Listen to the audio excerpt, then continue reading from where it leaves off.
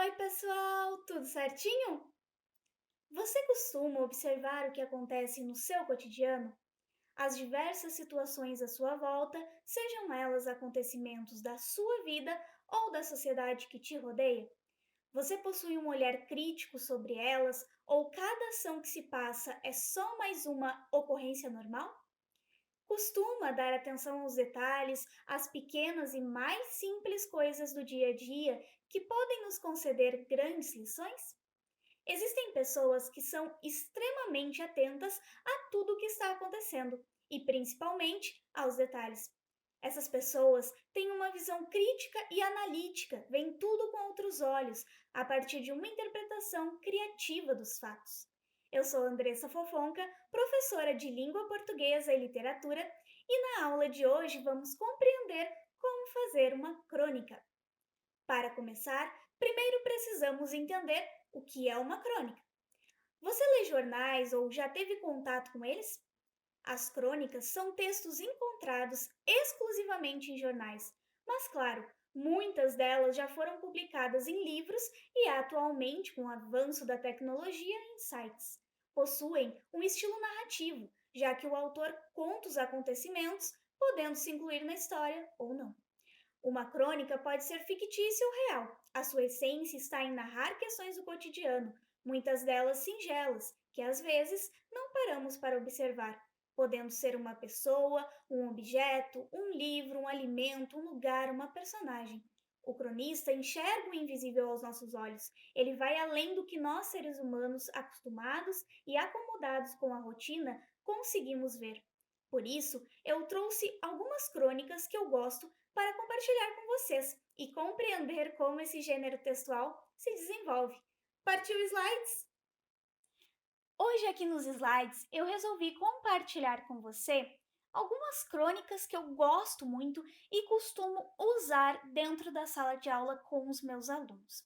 Então, nós vamos ler essas crônicas para que nós possamos entender melhor alguns exemplos e ver na prática como esse gênero textual se desenvolve. E para que assim eu possa te ajudar a escrever uma excelente crônica, caso você goste de textos mais literários, humorísticos e que falem da vida real, mesmo através de uma ficção. Você vai ver por quê, tá? Bom, a primeira crônica que eu trouxe é da Marta Medeiros. Marta Medeiros é gaúcha, ela é uma escritora muito conhecida, principalmente de crônicas. Ela escreve bastante crônicas nos jornais, então ela começou ali pela Zero Hora e já tem crônicas publicadas no Globo. E aí nós vamos analisar um pouquinho de uma crônica dela que eu adoro levar para os alunos porque tem uma temática muito própria, principalmente para os alunos do ensino médio, que estão saindo ali daquela fase da educação básica e se preparando para o ensino superior. Bom, o título dessa crônica é O que você vai ser quando crescer? Um título bem relativo, né? Bem relacionado com essa idade, com essa faixa etária. Vamos ler a crônica. Numa sociedade competitiva como a de hoje, não é de estranhar que o fator mais importante da vida seja o trabalho. Ele consome nosso tempo e nossas preocupações. Temos que ganhar dinheiro, temos que ser os melhores, temos que superar a concorrência e só então o quê? Morrer? Crianças mal atingem os 5 anos e já começam a ser sabatinadas sobre o futuro. O que você quer ser quando crescer? E as coitadinhas entram no jogo. Em vez de responderem que pretendem ser surfistas, caroneiras, participantes de um coro ou defensoras da natureza, respondem com a primeira profissão que lhes vem à cabeça: veterinário, professor, bombeiro. Na verdade, elas não têm a menor ideia do que querem ser, nem os vestibulandos têm, mas já intuem que sua identidade estará atrelada ao que fizerem para se sustentar. Tanto isso é verdade que os anjinhos crescem, estudam, começam a trabalhar em um dia e estão numa festa e são apresentados a alguém. Trocam um aperto de mãos e a primeira pergunta entre os dois desconhecidos será: O que você faz? E não se ouvirá como resposta: Eu levo meus filhos ao estádio, eu participo de ralis aos domingos, eu sou campeão em palavras cruzadas, eu saio com meu cachorro todo final de tarde, eu vou aos cinemas quintas-feiras, eu namoro a mulher mais incrível do mundo, eu corro maratonas. Você responderá que é professor, veterinário, bombeiro, ou vão achar que você não tem uma vida. Mas você também. Só que ela ocupa um lugar muito menor do que deveria na sua lista de prioridades. Você passa um terço do dia trabalhando e outro terço pensando na reunião de amanhã cedo, nas tarefas que ainda não foram concluídas, no cliente que está ameaçando deixar a empresa, no funcionário que não está correspondendo. No terceiro terço, você dorme mal. Quem está viciado nesse esquema pode encontrar dificuldade em relaxar, mas para quem está entrando agora no mercado de trabalho, vale adotar desde cedo uma postura mais equilibrada entre vida pessoal e profissional, começando por repensar essa questão da identidade. Você não é o que você faz para ganhar dinheiro, você é o que você faz para ser feliz. As horas de lazer também são produtivas, uma vez que elas abastecem nossa imaginação, sonhos, ideias, reflexões e sem isso, aí é que não se cria identidade alguma. Viramos apenas um número a mais nas estatísticas de mão de obra. Não sei o que o Brasil pretende ser quando crescer, mas tomara que ele cresça com pessoas que, ao chegarem perto da morte, não tenham tantos arrependimentos pelo que deixaram de fazer quando ainda tinham tempo para fazê-los. Então, essa crônica foi publicada no jornal Zero Hora no dia 25 de agosto de 2013. E ela traz um tema muito interessante que às vezes nós não paramos para pensar. O que nós vamos ser quando crescer? Nós somos uma profissão ou nós somos aquilo que nos faz feliz? Tudo bem, uma profissão pode nos fazer feliz, nós sonhamos com uma profissão, tanto que muitos estudam, fazem faculdade para conseguir realizar aquele sonho. Mas você é apenas o que você faz para ganhar dinheiro ou você é aquilo que te faz feliz? As coisas que você gosta de fazer, o seu lazer também. Nós somos levados muito a isso, como ela disse ali, quando somos crianças. Os professores, principalmente na escola, perguntam: o que você vai ser quando crescer? E a primeira coisa que a gente sabe responder é uma profissão. Mas existe algo além disso. Existe algo além do trabalho que nós podemos ser quando crescer. Nós podemos ter hobbies, nós podemos ser pessoas que vão gostar de sair aos finais de semana para fazer esportes, para passear. Nós podemos ser pessoas que vão gostar de ler durante uma tarde bonita de sol. Então nós somos mais, nós somos além de trabalho. Não é só trabalho que mostra a nossa integridade, a nossa força e o que a gente é como ser humano. Nosso lazer também faz parte. As pessoas às vezes pensam que quando elas não estão fazendo o seu trabalho, quando elas não estão em sua profissão, elas não estão sendo produtivas. Mas na verdade não. Se você está em casa, por exemplo, você tem um hobby, você gosta de cozinhar, de fazer doces, você está sendo produtivo. Ah, você está em casa, vai ler um livro. Independente do tipo de livro, pode ser uma história em quadrinhos. Você está sendo produtivo, você está trabalhando alguma coisa ali, que é a sua mente ou as suas palavras. Então, de uma forma ou de outra, você está sendo produtivo. E as pessoas, elas ficam às vezes muito viciadas nessa questão de trabalho, passam o dia envoltas nesse meio ambiente e às vezes chegam cansadas e aí não tem tempo para viver o lazer, para viver a parte boa, porque daí elas acham que a parte boa não é ser produtivo, não é ser feliz, que o bom é só trabalhar, trabalhar, trabalhar. Não que o trabalho não seja bom, tem pessoas que amam o que fazem, mas a parte do lazer também é super importante para você e, claro, para sua saúde. E são hobbies, também são coisas que você faz. E aí a autora vem trazendo esse pensamento para a gente parar e analisar como nós estamos trabalhando isso na nossa vida. Então, a primeira característica da crônica, como eu falei para você, o nosso cotidiano, são coisas da nossa vida que às vezes não paramos para pensar. O que ela fez? Ela pegou uma pergunta muito comum, que é feita muito para nós quando somos crianças e adolescentes, estamos saindo ali do ensino médio, que é o que você vai ser quando crescer, e ela fez uma super análise da vida, do cotidiano em cima dessa pergunta. Então, às vezes, coisas que parecem tão simples, o cronista consegue olhar diferente, com uma essência diferente. Por isso, esse texto, dependendo da forma como ele é escrito, ele pode se tornar um texto jornalístico, um texto literário, ele pode se tornar um texto mais fictício, mas que também traz um pouco de questões da vida real, e nós vamos ir vendo aos poucos aqui. Vamos olhar uma outra crônica agora para a gente ter uma noção de como essas características acontecem. A crônica que eu trouxe agora é Detalhes de Luiz Fernando Veríssimo, um outro escritor maravilhoso que eu gosto muito, também gaúcho, filho do grande Érico Veríssimo, né, que também escreveu grandes textos, e o Luiz Fernando Veríssimo é muito focado em escrever crônicas, e uma boa parte delas humorísticas e que nos trazem uma visão engraçada, diferente, cômica sobre as coisas do dia a dia. E aí, bom, vamos ler essa crônica que eu trouxe para você e depois eu comento contigo sobre o tema dela. Detalhes. O velho porteiro do palácio chega em casa, trêmulo.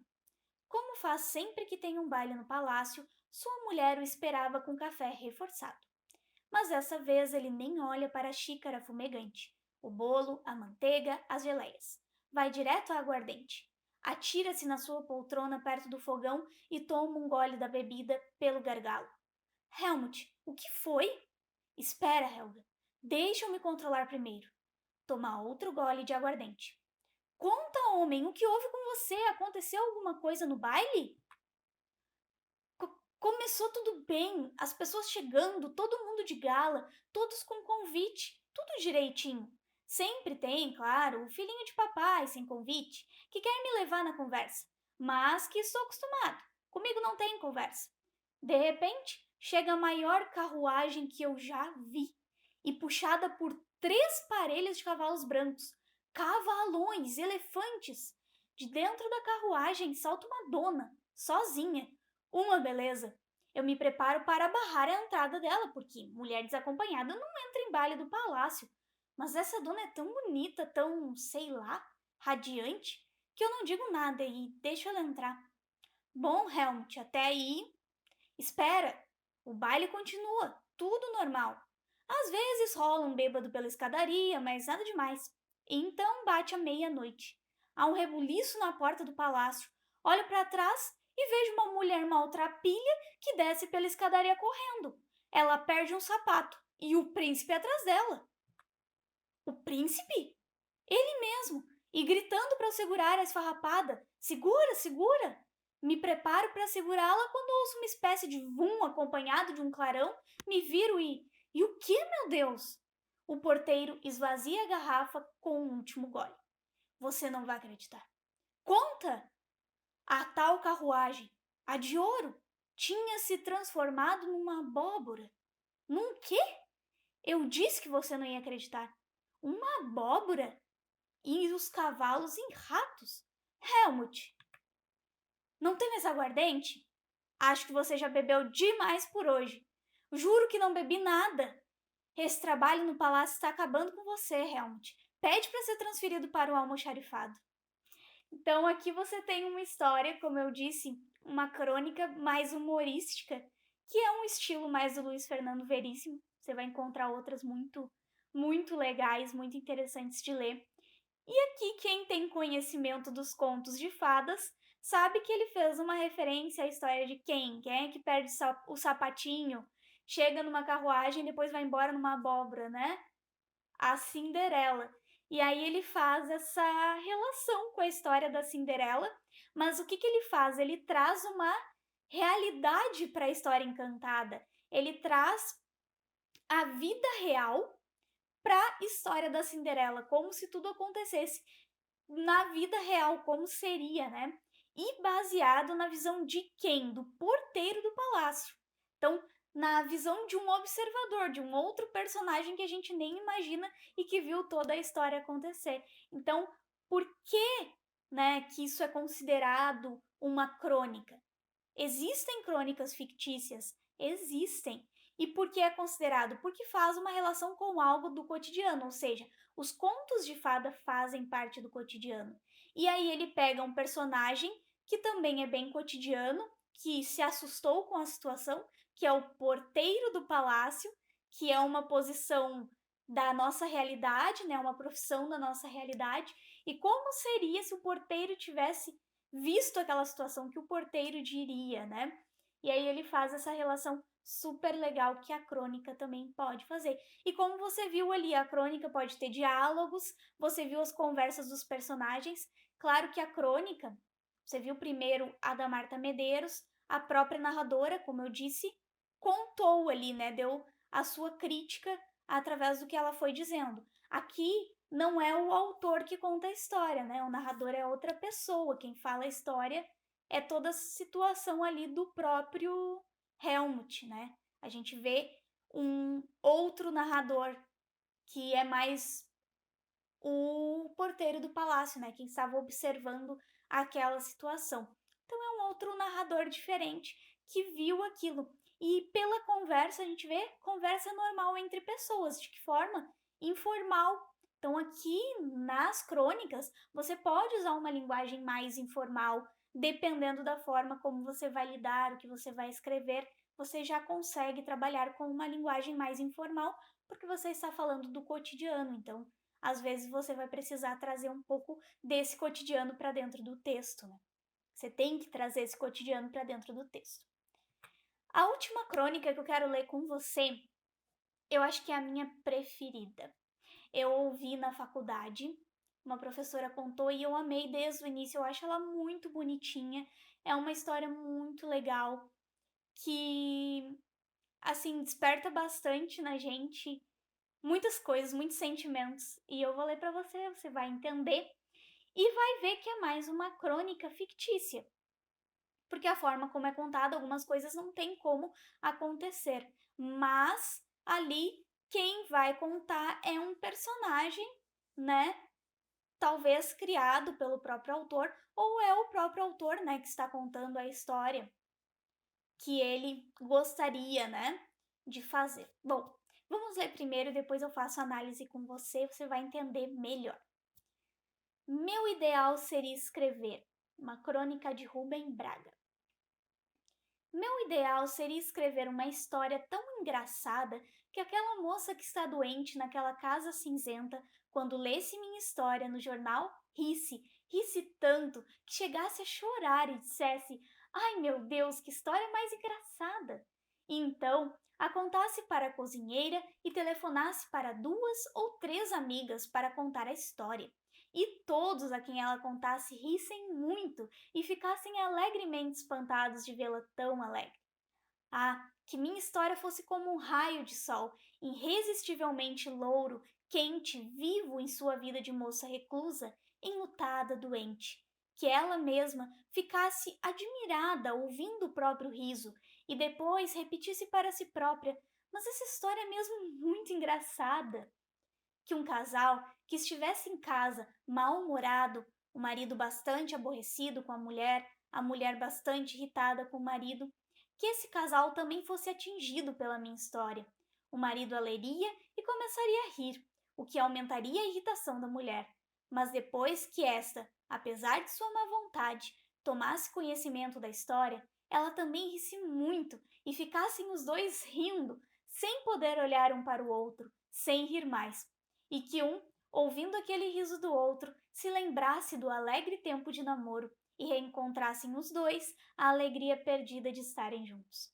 Que nas cadeias, nos hospitais, em todas as salas de espera, a minha história chegasse, e tão fascinante de graça, tão irresistível, tão colorida e tão pura, que todos limpassem o seu coração com lágrimas de alegria.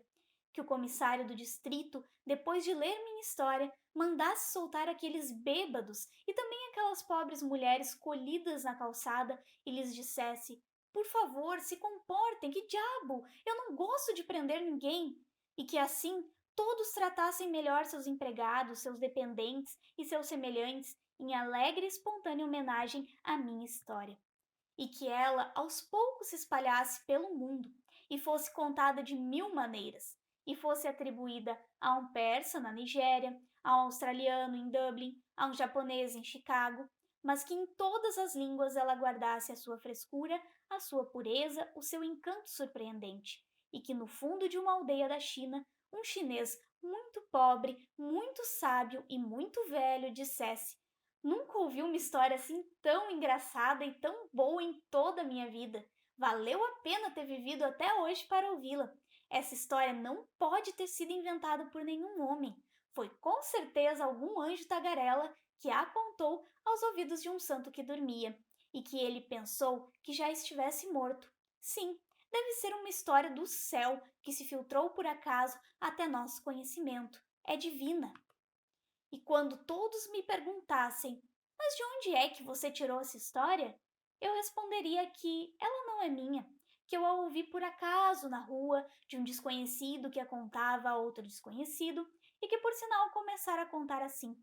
Ontem ouvi um sujeito contar uma história e eu esconderia completamente a humilde verdade, que eu inventei toda a minha história em um só segundo quando pensei na tristeza daquela moça que está doente, que sempre está doente e sempre está de luto sozinha naquela pequena casa cinzenta de meu bairro.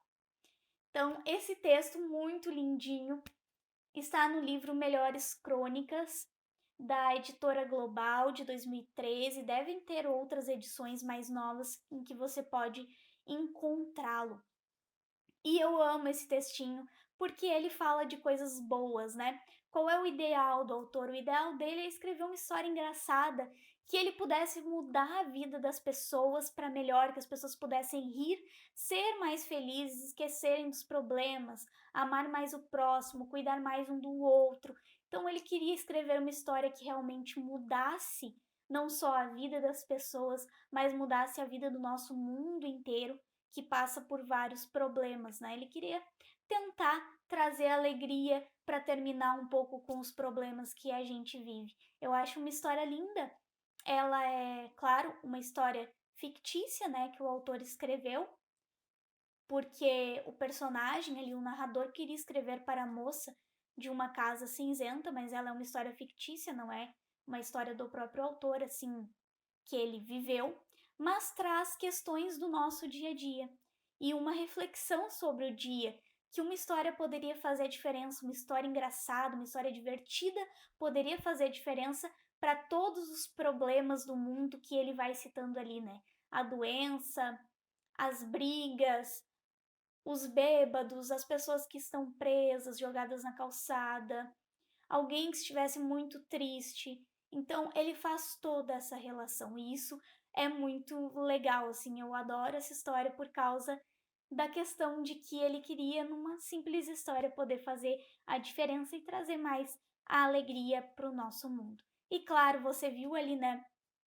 uma linguagem, uma mensagem, uma crítica mais intimista, né, podendo chegar mais perto dos sentimentos, mas uma linguagem mais nossa, né, até do nosso dia a dia, falado através de questões cotidianas, que é o que você pode usar a linguagem informal nas suas crônicas.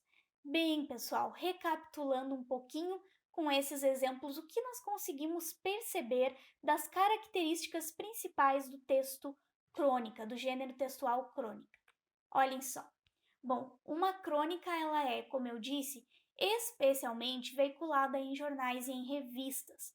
Mas claro que hoje muitas dessas crônicas já foram juntadas e publicadas em livros, para que as pessoas tivessem a chance de continuar lendo, né? Porque às vezes perde o jornal ou bota fora. Então o jornal acaba indo, né? Então eles juntaram algumas crônicas, colocaram em livros. Já tem pessoas escrevendo crônicas através de sites, quem gosta. Então, vem a tecnologia, as coisas vão mudando, vão se transformando e já mudaram bastante. Então, as crônicas passaram a ser veiculadas em outros meios também. Mas elas começaram especialmente e são ainda veiculadas nos jornais em papel, que nem todo mundo gosta, principalmente se você é jovem, talvez não leia mais, né, jornais em papel e em revistas também. Outra questão das crônicas, elas podem ser humorísticas, como nós vimos o caso do Luiz Fernando Veríssimo, que tem outras crônicas super legais. Ela pode ser mais de cunho jornalístico ou crítico, que foi ali no caso da Marta Medeiros, né, que foi uma questão mais crítica, analítica, né, da situação, daquela questão que nos fazem, de como a gente passa a nossa vida, daquilo que a gente pensa que é, mas não é, sabe? Formado só por um emprego, por um trabalho, a gente não é isso, a gente é muito além. Então ela faz essa questão crítica. A jornalística entra também na questão, às vezes, de escrever sobre um fato, uma informação que está acontecendo, que está sendo veiculada, por exemplo, o coronavírus, aí faz uma crônica jornalística sobre a situação, também pode acontecer. E também tem a crônica de cunho mais literário. E aí a gente pode falar nessa crônica do Rubem Braga, que é mais relacionada a uma literatura, né? Ela faz mais essa volta dos sentimentos, da essência, de abranger a vida, as dificuldades do dia a dia, mas de uma forma mais bonita, de uma forma mais literária, de que a história viajasse, conquistasse corações e fizesse a diferença no mundo. E aí, o que a crônica traz, qual é a base dela? É uma visão crítica do cotidiano. Pegam-se situações do cotidiano, às vezes coisas muito simples, pessoal. Às vezes são coisas muito simples, por exemplo, um relógio. As pessoas pegam um relógio e daquele relógio elas fazem uma crônica sobre o tempo. Se cria, né, uma crônica, uma crítica. Então, às vezes são coisas muito simplórias, muito pequenininhas, singelas, mas que fazem uma a pessoa que tem essa noção de analisar as coisas do dia a dia, que é muito observadora, consegue criar uma visão muito interessante e crítica através desse gênero textual. E como eu falei, vocês viram nos exemplos de alguns textos, você pode usar uma linguagem mais informal e, claro, mais conotativa, ou seja, né, através do literário, o conotativo é o que a gente chama de sentido figurado. Então, como você teve ali, né, que ele falou que chegasse a um japonês lá em Chicago, né, lugares bem diferentes, não tem muita construção ali. Às vezes tu pensa, ah, não tem nada a ver. Não, mas ele fez aquela brincadeira ali, né, de japonês em Chicago, deixa eu me lembrar aqui bem certinho, um persa na Nigéria, um australiano em Dublin. Então, ele fez essa análise que parece bem estranha, né? Por que que essas diferenças, cada um num lugar que não é do seu país? Porque ele quer alcançar todos que moram em todos os lugares do mundo, mesmo que seja um japonês que talvez agora está morando em Chicago, né? Então ele faz toda essa volta e aí uma linguagem que você pode usar figurada ali, porque o literário te dá essa chance de usar uma linguagem mais literária que não precisa ficar focada só na realidade, né? Você pode viajar mais pela sua imaginação. Muitas pessoas costumam dizer que a característica da crônica é ser um texto curto. Assim, nós não podemos hoje garantir isso. Por quê? Porque existem textos que são livros que são considerados crônicas e eles não são curtos, não são textos curtos. Então nós não podemos dizer que que a crônica é um texto curto, porque nem todas as vezes vão ser um texto tão curto assim, tá? Mas claro, ela vai ser menor do que um conto, às vezes. Um exemplo que vocês têm aí no dia a dia, talvez, são as Crônicas de Nárnia, do C.S. Lewis. Vocês já devem ter visto, né? Tem os filmes e tem os livros. Por que se chama Crônicas de Nárnia, se ela é um livro longo, né? Porque daí tem vários livros, são 7 no total. Porque ela é uma crônica literária, e ela conta o dia a dia das crianças na Terra de Nárnia, daquelas crianças, dos irmãos, né? Que entram lá no armário e vão para a Terra de Nárnia.